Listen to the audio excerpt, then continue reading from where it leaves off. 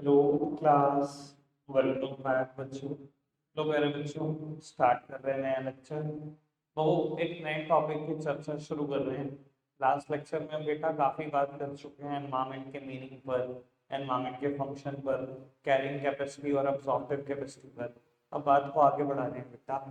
तो वो यहाँ से पढ़ना शुरू करना। The results we are today at the पढ़ना।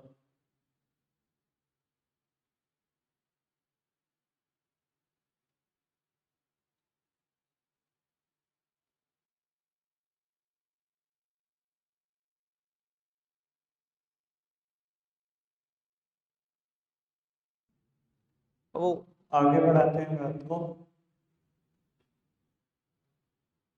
पढ़ना चाहिए।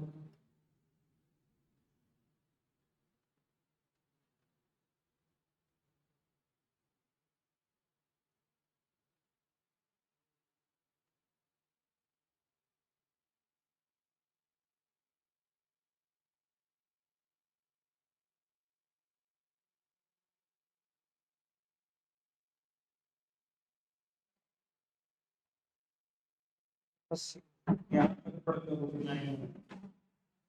यहाँ तक पढ़कर रुकना।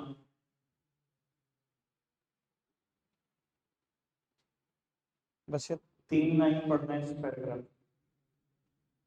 पढ़ा बेटा। यहाँ पर बात आई है कुछ ना कुछ। कहता to make the matters worse, global environmental issues such as global warming and ozone depletion also contributes to increased financial commitment for the government। बेटा हम इंडिया की करंट प्रॉब्लम्स पढ़ रहे हैं, चाहे हमने ह्यूमन कैपिटल फॉर्मेशन में एजुकेशन की सबसे बड़ी समस्या पढ़ ली, चाहे हमने एम्प्लॉयमेंट अनएम्प्लॉयमेंट में बेटा इंडिया के जो एम्प्लॉयमेंट कल्चर है इस टाइम पर कैजुअलाइजेशन है या इनफॉर्मलाइजेशन का वो पढ़ा। अब वो और एनवायरमेंटल इश्यूज पढ़ने हैं हमें कि एनवायरमेंट भी तो इंडिया का बहुत पॉल्यूटेड है। आपने पढ़ा कि नहीं पढ़ा, एक बात आई है बड़ी डेंजरस कि 70% इंडिया का वाटर पॉल्यूटेड है। ठीक है ना, अस्थमा रेस्पिरेटरी डिजीजेस पीक पर है। ठीक है ना, तो इंडिया भुगत तो रही है भाई, खाली इंडिया क्यों बेटा। अब कुछ ना कुछ ग्लोबल इश्यूज भी हैं। एक बार ग्लोबल वार्मिंग के बारे में हम ढंग से पढ़ेंगे बेटा। आता है पेपर में ज्यादातर शॉर्ट नोट, पढ़ना शुरू करना।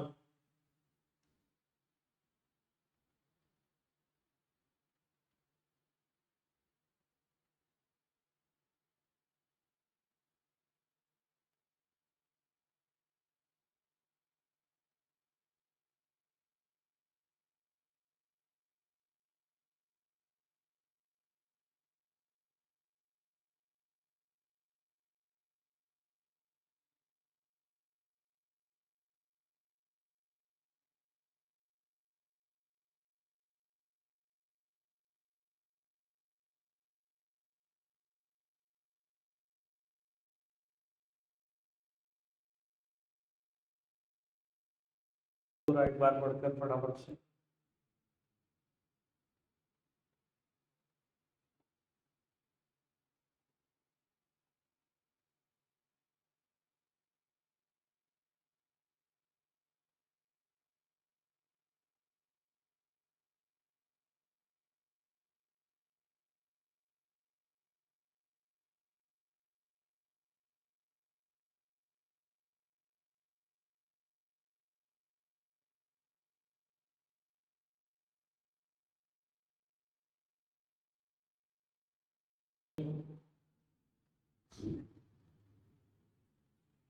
बात भाई क्या पढ़ा ग्लोबल वार्मिंग में, बताना जरा सबको। बता दो जरा सबको क्या क्या पढ़ा आपने ग्लोबल वार्मिंग में।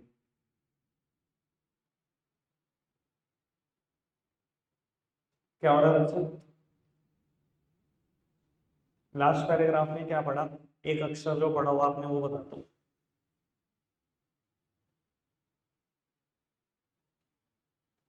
आप खाली नहीं हो, मैं भी खाली नहीं हूँ भाई। पढ़ने आए हो ना, पढ़।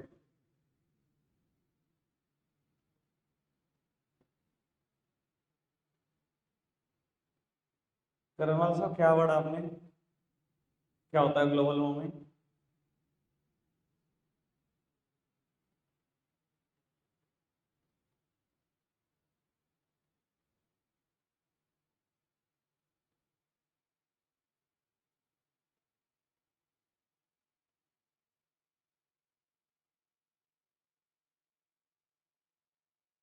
ये देश क्या होता है ग्लोबल वार्मिंग?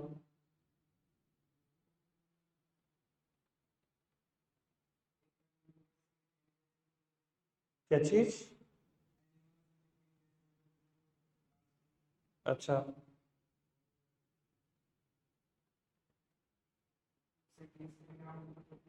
होता क्या है global warming?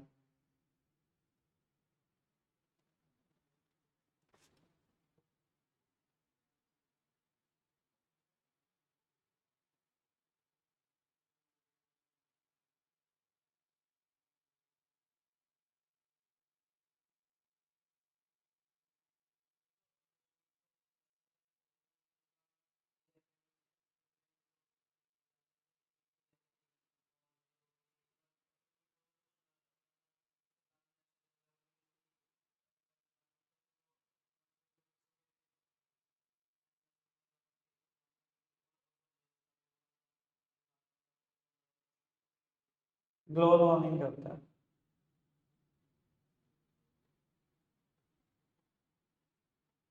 What do you mean by global warming?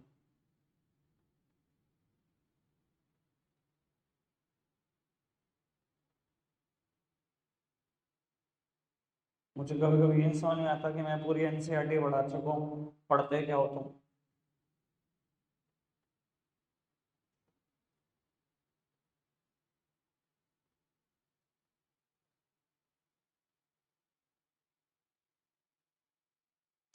9 class के बच्चे को बोला हूँ बिना पढ़वाए गए तुम्हें ग्लोबल वार्मिंग का तो मतलब बता ही देगा शायद।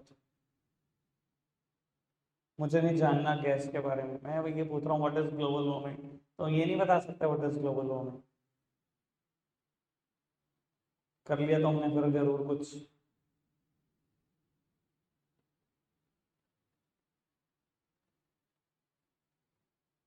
कभी से जरा ढंग से पढ़ देना,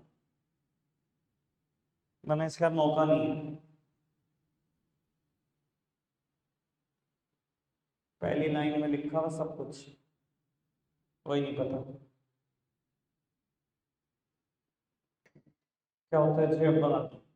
ग्लोबल वार्मिंग का बेसिक मतलब क्या है बेटा? Gradual but consistent increase in earth temperature. ये जो अर्थ का टेम्परेचर रेगुलरली बढ़ता चला जा रहा है, ये ग्लोबल वार्मिंग है, thanks to pollution and deforestation. Main वजह तो यही है बेटा, क्या कह लो, due to emission of greenhouse gases like CO2 along with CH4, मतलब carbon dioxide along with methane, इनकी वजह से अर्थ का टेम्परेचर कॉन्टिन्यूसली बढ़ता जा रहा है, ये ग्लोबल वार्मिंग है।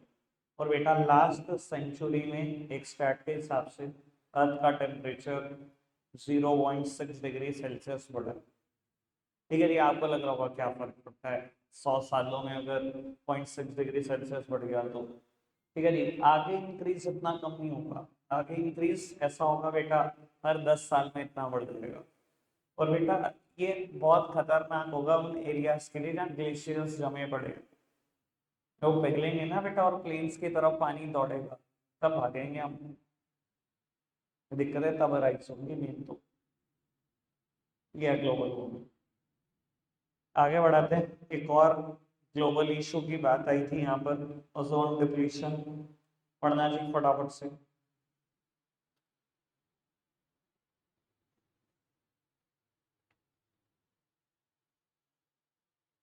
क्या है ओजोन डिप्लीशन?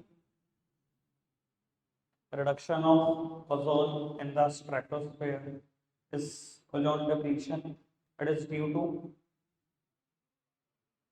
वो क्लोरीन और ब्रोमीन कंपाउंड लाइक CFC की वजह से होता है। CFC मतलब क्लोरोफ्लोरोकार्बन की वजह से होता है। एक जगह है मॉन्ट्रियल बेटा, वहां पर सारे देशों ने डिसीजन भी लिया था मिलकर, लिखा भी वहां पर, यहाँ पर मॉन्ट्रियल प्रोटोकॉल में ऑलरेडी आप बैन कर चुके हो, सारे देश बैन कर चुके हैं कि हम CFC कंपाउंड का यूज नहीं करेंगे। ठीक है जी। आपको पता होगा शायद रेफ्रिजरेटर में जो कूलिंग सब्सटेंस होता है या एसी में होता है, उसमें भी सीएफसी का यूज होता था पुराने टाइम में, आज भी होता है। मैं तो देखता हूँ अपनी आंखों से। आपके घर में अगर एसी में गैस खत्म हो जाए, ठीक है, ये या कोई इशू हो गया, गैस कहीं से लीक कर गई, तो अपने साथ 3-4 तरीके की गैसेस लेके आते हैं एसी वाले। ठीक है जी। गैस के नंबर भी होते हैं 301, 302, 303, 317, ऐसे कई गैसेस के नंबर भी होते हैं। आप देखना उनके पास जो वो होते हैं, एक बॉक्स टाइप होता है, पूछते हैं आपसे कौन सी गैस डालो। इवन बड़ी सीधी सी बात है, जो हाँ एनवायरमेंट को नुकसान और को नुकसान नहीं पहुंचाती गैसेस, उसके पैसे मांगते हैं आपसे 2,000, 2,500, 3,000। जो नुकसान पहुंचाते हैं उसके पैसे मांगते हैं 500, 700, 800, 1,000। ठीक है जी। लोग क्या करेंगे, आपको तो आइडिया है ही बहुत अच्छे से। तो ये तो कहना बिल्कुल बेकार है कि इन कंपाउंड का यूज़ होना बंद हो गया, सीएफसी कंपाउंड का यूज़ होना 100% बंद हो गया। आज भी भाई साहब बहुत ज़्यादा इस्तेमाल होता है इन चीज़ों का। ठीक है जी। इंडिया में तो होता ही है, जब मैं अपनी आंखों से देखता हूँ, चारों पांचों तरीके की गैस लेके वो घूम रही होते हैं। 2-3 तरीके की वो होती हैं जो एनवायरमेंट को नुकसान पहुंचाती हैं, 2-3 तरीके की वो होती है जो नहीं पहुंचाती। हम क्योंकि उसका रेट पे नहीं करना चाहते, इस वजह से हम कहते हैं कोई नहीं, एनवायरमेंट को नुकसान से ये बाद में पता लगेगा। ठीक है ना, ये तो गिव एंड टेक है, जैसा दोगे वैसा मिल जाएगा। ठीक है जी। बात समझ में आती है। आगे बढ़ें। तो वो ग्लोबल इश्यूज पे तो मैंने थोड़ी सी बात कर ली, आगे अभी बीच का पोर्शन पढ़वाऊंगा, स्टेट ऑफ इंडियाज एनवायरमेंट, मुझे इसकी बात करनी है अभी, पढ़ना चाह रहा हूँ।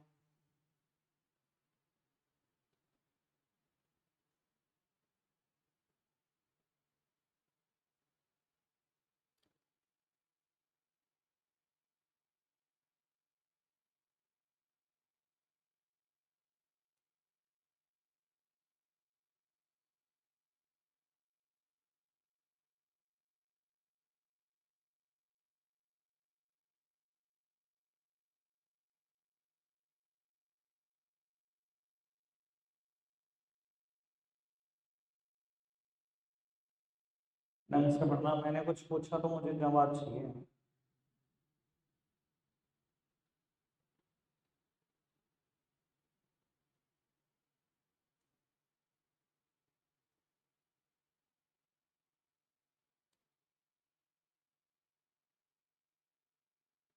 जितना ये टॉपिक पढ़ना है। ठीक है जी। 40 लाइन पढ़वाऊंगा, 4 तो बता सकते हो।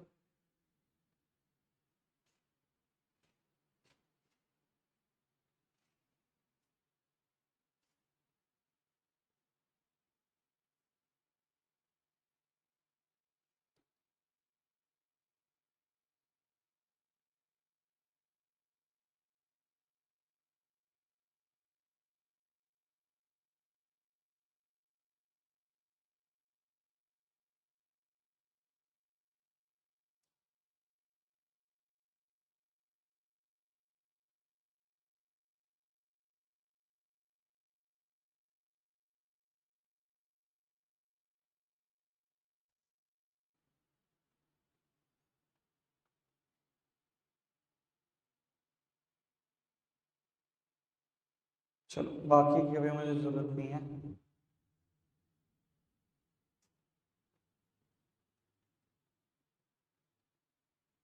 टॉपिक का नाम था state of environment in India. अब कोई ना कोई तो विचार व्यक्त करेगा। ऐसी क्या पढ़ा वो, क्या पढ़ा इस टॉपिक में बता।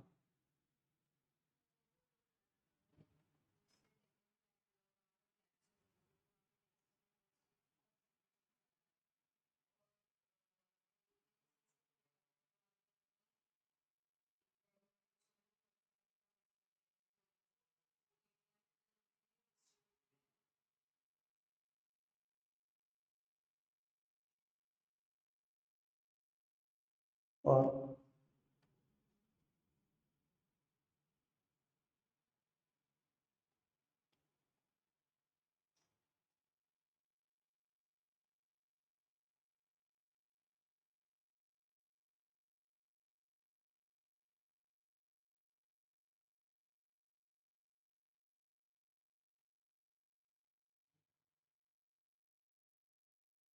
अंतरा इसके अलावा कुछ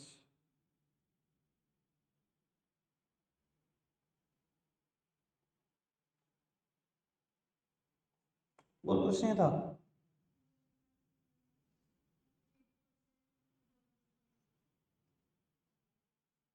किसके? आयरन ओर के।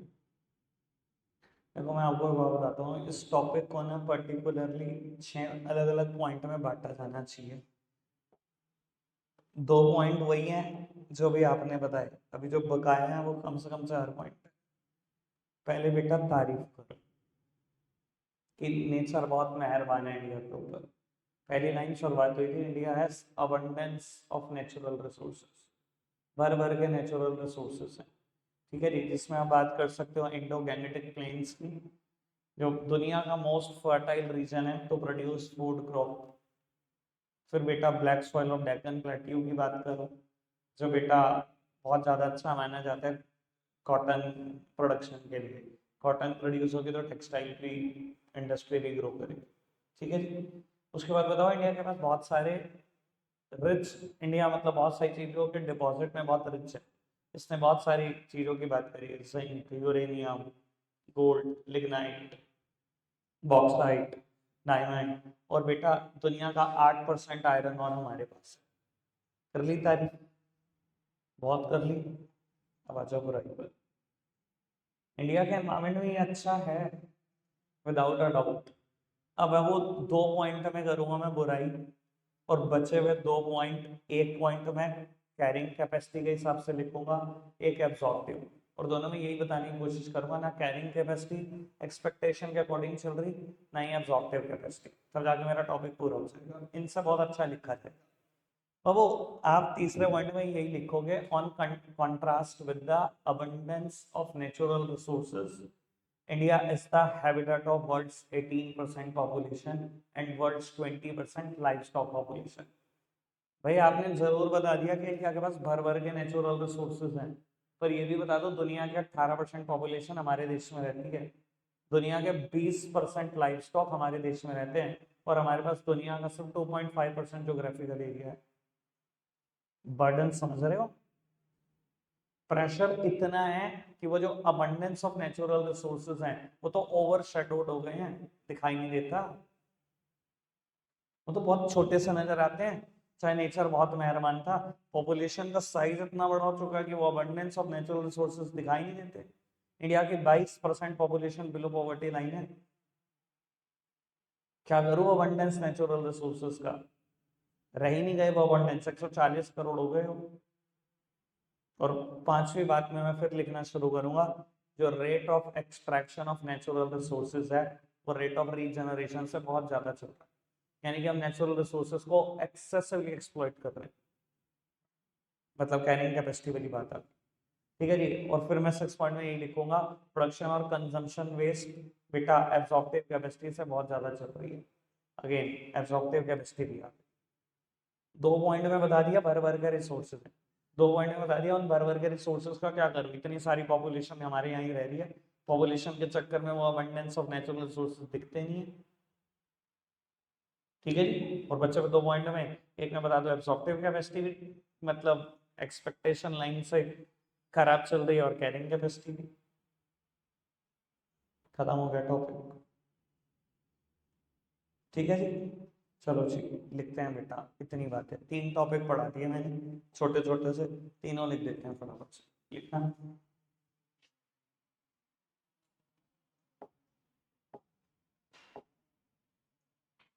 एक सेकंड भाई।